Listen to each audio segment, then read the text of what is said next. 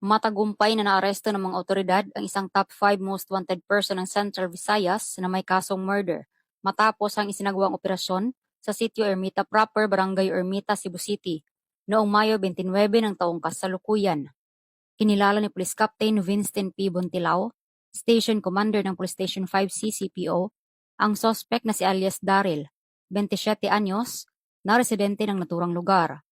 Naaresto ang sospek sa bisa ng warrant of arrest para sa kasong murder na inilabas ng Regional Trial Court Branch 14 7th Judicial Region, Cebu City noong Mayo 26 ng taong kasalukuyan na walang rekomendadong piyansa. Kasalukuyang nakapit ang sospek sa custodial facility ng Himpilan habang hinihintay ang turnover nito sa tamang hukuman para sa karagdagang legal na proseso.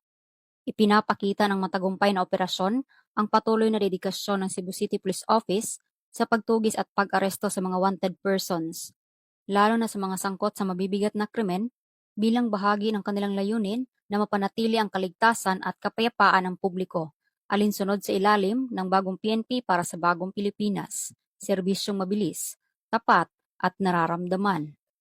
Mula dito sa Central Visayas, ako inyong Police News Network Correspondent, Patrolwoman Flora May Asares, alagad ng batas, tagataguyod ng Balitang Pulis.